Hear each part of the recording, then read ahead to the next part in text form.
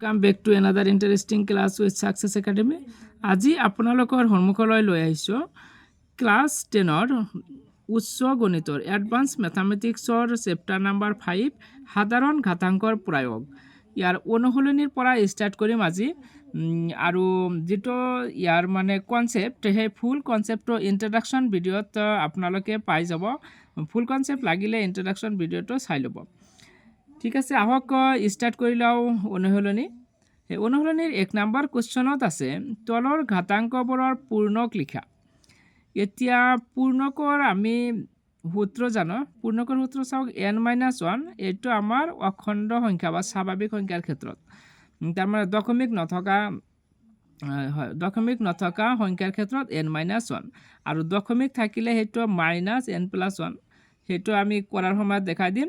চাওক এইটো আমাৰ অখণ্ড সংখ্যা আছে, এইটোৰ ক্ষেত্ৰত আমি n-1 কৰিম। চাওক ইয়াত 4টা অংক আছে, গতিকে আমাৰ nৰ মান হ'ব 4, গতিকে 4-1। এই লগাৰিথমৰ এই ঘাতাংকটোৰ পূৰ্ণক উলিয়াবলৈ হ'লে আমি কাউন্ট কৰিম কেইটা অংক আছে, 1 2 3 4। এই হয়, গতিকে ইমানৰ লগাৰিথমৰ পূৰ্ণকটো হ'ব আমাৰ 4-1 = 3।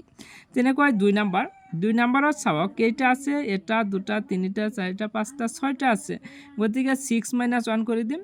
6-1 কৰিলে 5 হ'ব। এনেকৈ আমাৰ এতিয়া 3 নম্বৰত চাওক ইয়াত আছে কি দশমিক থকা সংখ্যা আছে, গতিকে দশমিক থকা সংখ্যাৰ ক্ষেত্ৰত আমাৰ সূত্ৰটো হ'ব -n+1। ইয়াত হয় -n+1। nটো হৈছে আমাৰ শূন্যৰ সংখ্যা। এতিয়া কোনবোৰ শূন্য? এই শূন্যবোৰ হৈছে দশমিক অংক আৰু প্ৰথম অশূন্য সংখ্যা, অশূন্য অংক। দশমিক আৰু প্ৰথম অশূন্য অংকৰ মাজৰ অংকখিনিক এনেৰে বুজা হয়। ইয়াত চাওক দশমিক আৰু প্ৰথম অশূন্য অংক হৈছে আমাৰ 8, গতিকে 8 আৰু দশমিকৰ মাজত কিমানটা শূন্য আছে সেইটো চাব লাগিব। ইয়াত চাওক 4টা শূন্য আছে, গতিকে ইয়াত লিখা হৈছে -4+1। -n+1 এনৰ ঠাইত হৈছে 4, গতিকে -4+1। 4+1 হয় আমাৰ 5, গতিকে -5। ইয়াৰ পূৰ্ণক হৈছে -5। আৰু এইটো সেই আগৰটোৰ নিচিনা ইয়াত অখণ্ড সংখ্যা আছে, গতিকে আমাৰ কেইটা আছে, দশমিকৰ আগত এটা আছে, গতিকে 1-1। n-1 এনৰ ঠাইত ইয়াত কিমান আছে 1, গতিকে n-1 আমাৰ 0 হৈ যাব ইয়াৰ পূৰ্ণক। আৰু এইটোৰ পূৰ্ণক চাওক ইয়াত দশমিক থকা সংখ্যা আছে, গতিকে দশমিকৰ আগত কেইটা 0 আছে, এটাও নাই, গতিকে ইয়াত 0ৰ সংখ্যা কিমান, nৰ মান কিমান হ'ব 0, গতিকে -0+1 = -1। এইটো চাওক ইয়াত আমাৰ এটাই অংক আছে, যদি, গতিকে 1-1 = 0 হ'ব ইয়াৰ পূৰ্ণক। তাৰপিছত চাওক 7 নম্বৰত কি আছে, log 35. যিয়েই নহওক দশমিকৰ আগত কেইটা অংক আছে, 2টা অংক আছে, গতিকে 2-1 = 1 হ'ব, 2-1।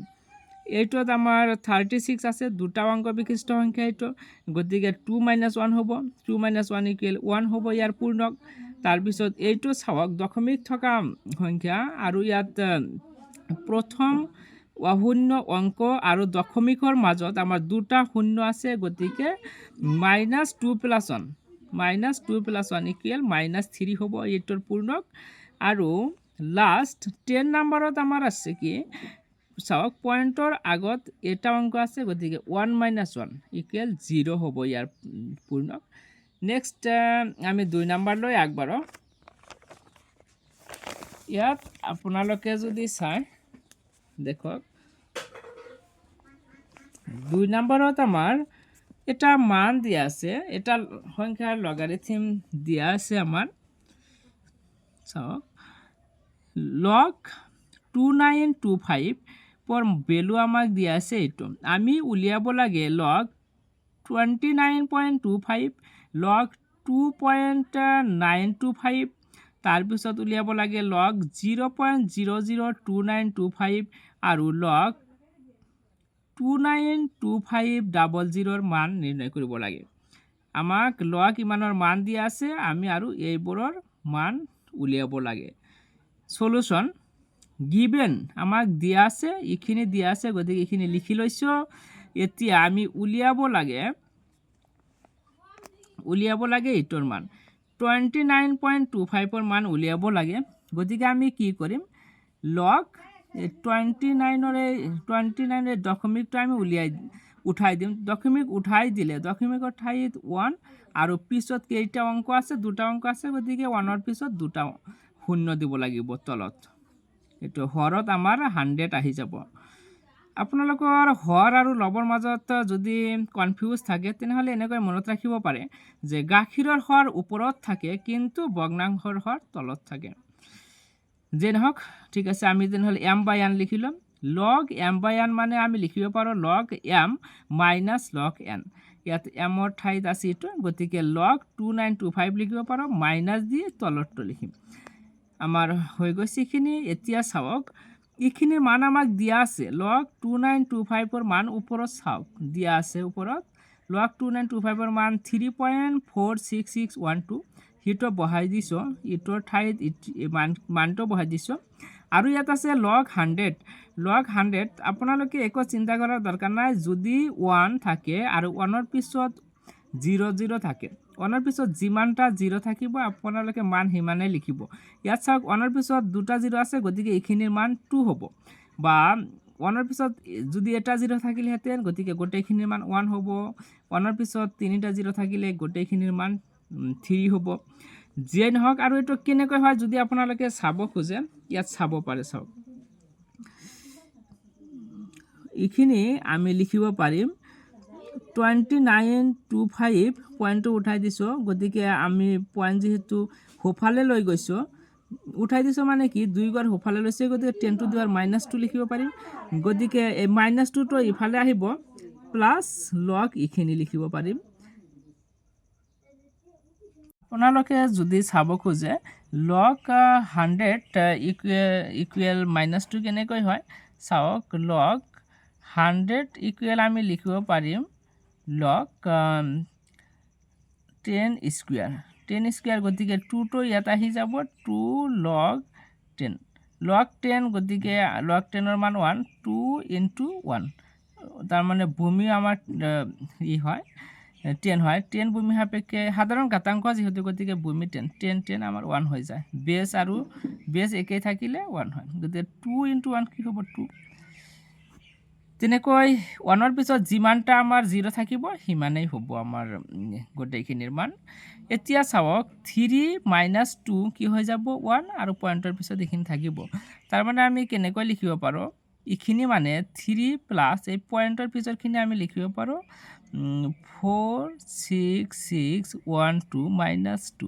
চাওক 3 - 2 কি হৈ যাব 1, আৰু এই দশমিকখিনি ইয়াৰ লগত জুৰি দিব পাৰোঁ।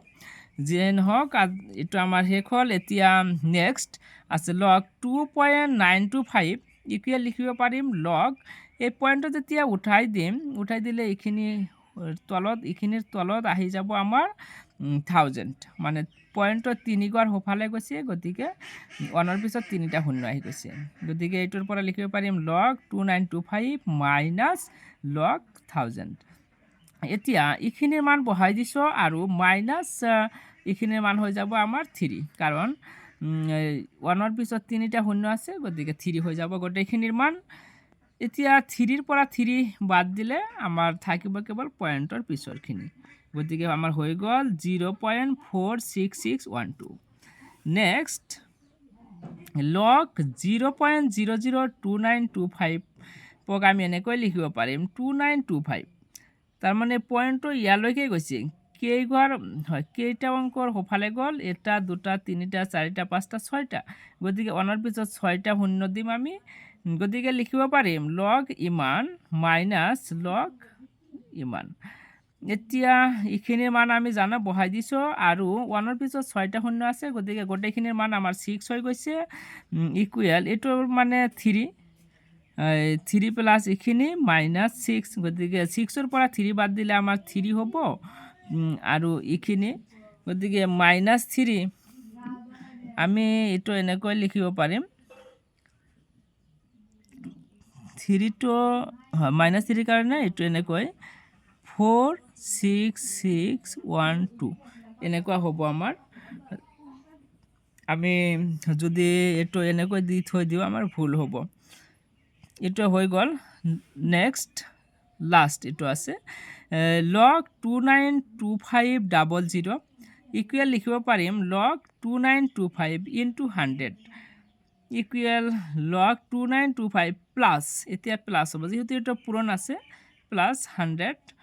এইখিনিৰ মান আমি জানো, গতিকে এইখিনিৰ মান এইটো হৈছে প্লাছ লগ 100ৰ মান 2, গতিকে 2 প্লাছ 3 আমাৰ 5 হ'ব আৰু এইখিনি।